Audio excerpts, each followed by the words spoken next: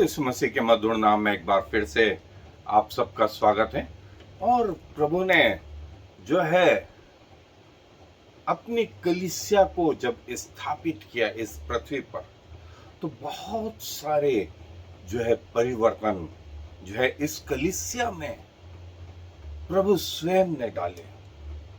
पवित्र आत्मा के द्वारा वो कार्य जो है अर्ली चर्च में जो है वो होते रहे। और उसमें से एक महत्वपूर्ण जो चीज थी वो ये कि क्या ये जो आरंभिक कलीसिया थी, क्या वो पुराने नियम के जो इजरायली फेस्टिवल थे, क्या उनको मना रही थी। सो धीरे धीरे टोटल जो ऐसा हमको मालूम है 7 फेस्टिवल थे। मैं जल्दी से नाम गिनाऊं। 7वें पहले महीने का 14वां दिन फसका पर, फिर इसी पहले महीने के 15वें दिन से 7 दिन तक अखमीरी रोटी का पर्व, फिर उसके 8वें दिन जो है पहली कटेनी का पर्व, और पहली कटेनी से पेंटिकोस 50वें दिन पेंटिकोस का पर्व। ये 4 पर्व हो गए पहले महीने में। 7वें महीने में पहले दिन जो है तुरहियों का पर्व, और 10वें दिन जो है प्रायश्चित का पर्व, एटोनिमेंट। और फिर जो है 15वें दिन के बाद में फेस्टिवल ऑफ टेंट, तंबुओं का पर्व 7 दिन तक। फिर ये 3 फेस्टिवल इधर हो गए। पहले महीने में 3 त्योहार, फिर तीसरे त्योहार से 50वां दिन पेंटिकोस का। ये 4 त्योहार प्रभु यीशु मसीह के पहले आगमन को बताते हैं, और ये आखिरी के 3 त्योहार प्रभु यीशु मसीह के द्वितीय आगमन को बताते हैं। लेकिन आरंभिक चर्च कुछ समय तक कलीसिया इन त्योहारों को मनाती रही, और जो है बहुत सारा जो है करीब ये हिस्सा, इसमें कई चीजें जोड़ी गई और कई चीजें निकाल दी गई। जुड़ने में जो है ईस्टर आया। ईस्टर एक महत्वपूर्ण जो है प्रभु का जी उठना, तीसरे दिन। और फिर ये पेंटिकोस के पर्व का जो है, और पुनरुत्थान के बाद में 40 दिन जो है वो प्रभु का स्वर्गारोहण। ये कलीसिया जो है लगभग 400 साल तक ये जो है इस चीज को धीरे धीरे आरंभिक कलीसिया क्रिसमस नए वर्ष को जो है नहीं मनाती थी। सो आज भी कई जो रूढ़िवादी मसीह हैं, क्रिश्चियन है, ऑर्थोडॉक्स क्रिश्चियन है, इवन वो हैप्पी क्रिसमस भी नहीं बोलते, मेरी क्रिसमस भी नहीं बोलते। और उसका आर्ग्यूमेंट ये कि बाइबल में इस विषय में कोई आज्ञा नहीं है। वे अपनी जगह सही भी है, और कई जगह जो है ये लिबरल जो अन्य थे, उन्होंने कहा कि उस परमेश्वर के लिए जिसने प्रभु यीशु मसीह की वंशावली लिखी, क्या ये कठिन था कि वो दिन बताते जब प्रभु यीशु मसीह इस पृथ्वी पर आए, या उनका क्रूसिफिकेशन, ये तो बात मालूम पड़ी। लेकिन यदि प्रभु ने नहीं बताया तो प्रभु स्वयं नहीं चाहते थे। सो दोस्तों, अलग अलग कॉन्सेप्ट रहे, और कलीसिया में 400 साल बाद धीरे धीरे जो है जब यहूदी बिखर गए, यहूदी बिखरे 70वीं शताब्दी में, जब रोमी शासन फिर से यरूशलेम में आया और उन्होंने यहूदियों को, इजरायलियों को मारना शुरू करा, और जो जो इजरायली मिला उनको वो मारते गए, और नतीजा ये हुआ कि इजरायली भागे यरूशलेम, इजराइल छोड़ के भागे दुनिया के हर क्षेत्र में फैल गए। अब कलीसिया को ये बताने वाला कि कौन से त्योहार कब है, क्या है, ये भी नहीं था। नतीजा ये रहा, जो यहूदी प्रभु यीशु मसीह में आ गए थे वे कुछ बातें बता रहे थे, और 400 साल तक ये लगभग हल्के रूपों में चलता रहा। और आज की स्थिति में जो है 2000 साल बाद जो है बहुत सारी चीजें अलग हो गई, बहुत सारी चीजें जुड़ गई। और जो यहूदी 70वीं शताब्दी में जो है सारे विश्व में फैल गए थे रोमी शासन के कारण, वे फिर से 1900 साल बाद एक राष्ट्र के रूप में फिर से जो है 1948 12 से 14 मई के बीच में स्थापित हुए, और फिर से वो सारी विधियां जो हैं उन्होंने आरंभ करी। आज जो आज्ञाएं पुराने नियम में मूसा के द्वारा दी गई थी वे पर्व मनाए जा रहे हैं, लेकिन मसीहत काफी अलग हो गई, बड़ा गेप हो गया। और बाइबल इस विषय में और बहुत कुछ बताती है। सो आए मेरे साथ बाइबल अध्ययन पे चले। सो दोस्तों, जो त्योहार थे पुराने नियम के, वो कलीसिया में आरंभिक रीति से, जैसा मैंने बताया कि कुछ वर्ष तक चलते रहे, जब तक वे यहूदी लोग, वे इजरायली लोग जो कलीसिया में आ गए थे, वे गाइड करते रहे, तब तक कुछ त्योहार जो है 400 साल तक चलते रहे। और कई त्योहार जो है कलीसिया को मालूम नहीं थे, तो कहीं को जोड़ दिया गया, कहीं को हटा दिया गया, और 400 साल बाद बड़ा परिवर्तन आ गया। और जैसा मैंने कहा 2000 साल में कलीसिया में वे त्योहार को लेकर के जो पुराने नियम में परमेश्वर ने कहा था, वो त्योहार फीके पड़ गए, क्योंकि वे प्रभु के आगमन को बता देते।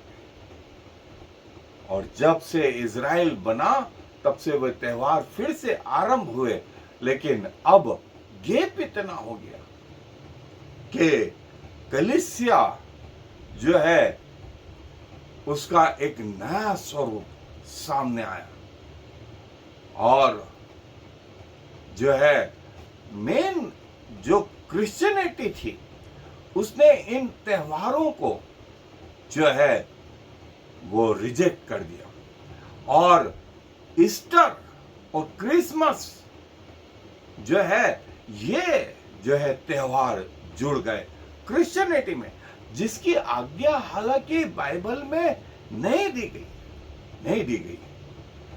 और जैसा हार्वेस्ट फेस्टिवल था, कटनी का समय था, अखमीरी रोटी के बाद में, वो ऐसा ये कि प्रभु के लोगों की कटनी, उसके बच्चों की कटनी ऑलरेडी हो चुकी है, और पहले 3 जो त्योहार थे वो ऑलरेडी फुलफिल हो गए।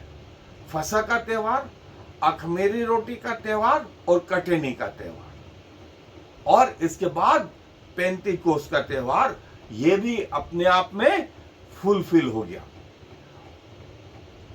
जो चर्च था, कलीसिया थी जो है, उसके बाद कलीसिया में जो अखमीरी रोटी था उसको लिए पौलुस शिक्षा देता है कलीसिया को। कुरिन्थ की कलीसिया में वो बोलता है कि अपने में से खमीर, खमीर यानी पाप को निकाल फेंको, क्योंकि छोटा सा पाप पूरे गूथे हुए आटे को पापमय कर देता है। अपने जीवन में से पहला कुरिन्थियों 5वां अध्याय 7 और 8 आयत में पौलुस इस बात को बोलता है। वे पुराने नियम के त्योहारों का उल्लेख करता है, उल्लेख करता है। और वो पौलुस बोलता है कुरिन्थ की कलीसिया को कि अपने आप को पवित्र करो। कलीसिया को बोलता है अपने आप को पवित्र करो, कि परमेश्वर के समीप अपने आप को खमीर, बिना खमीर के अखमीरी रीति से प्रकट करो, पवित्र रीति से प्रकट करो। और जो है वो पेंतिकोस का भी जो है जिक्र करता है, वो पेंतिकोस का भी जिक्र करता है। और पेंतिकोस मतलब वो कटनी के पर्व से 50वां दिन, 50वां दिन। सो धीरे धीरे धीरे इन त्योहारों को जो है ये करीब 4वीं शताब्दी तक चलते रहे।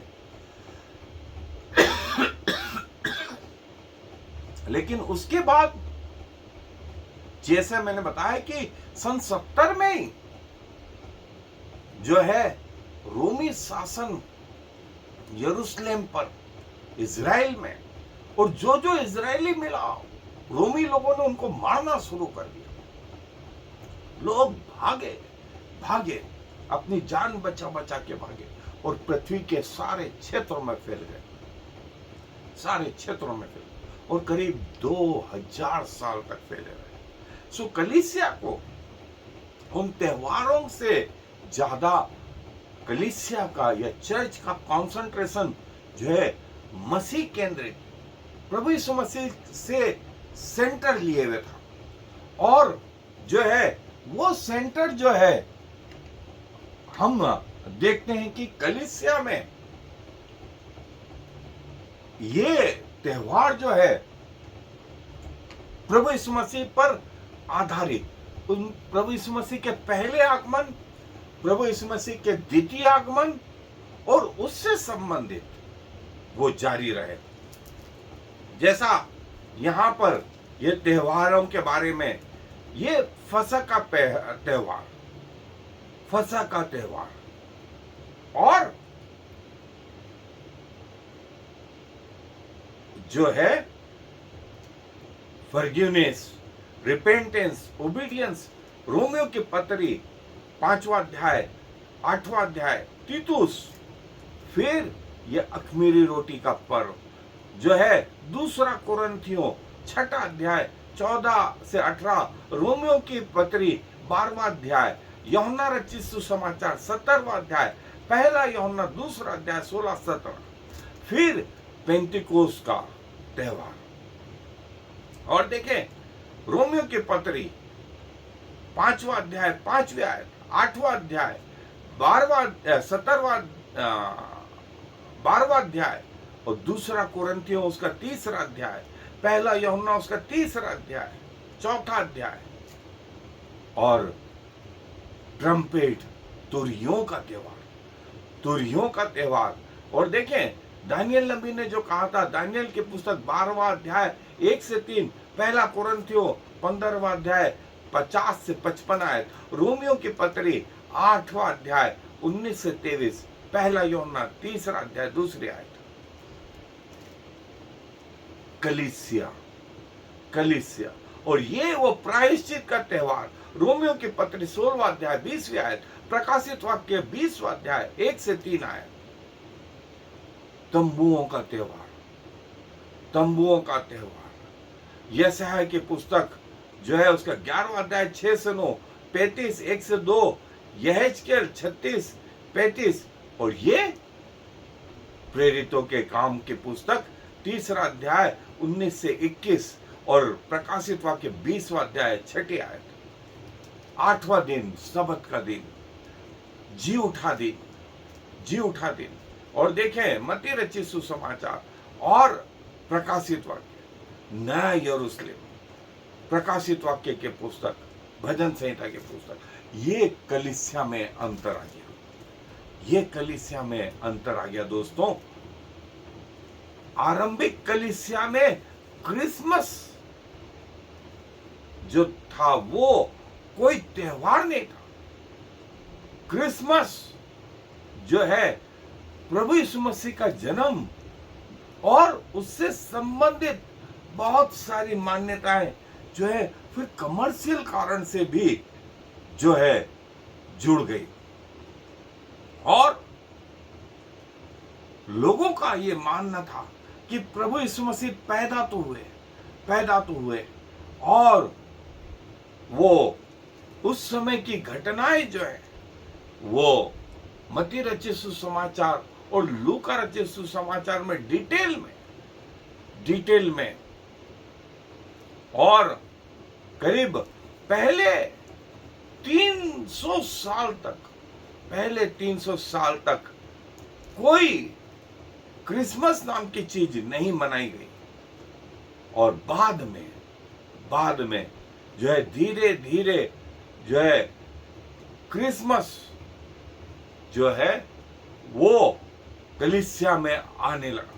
फिर ईस्टर, प्रभु यीशु मसीह का जी उठना, उस दिन को स्मरण किया गया। और वो तीसरा दिन था फसह के बाद में, सबत का नेक्स्ट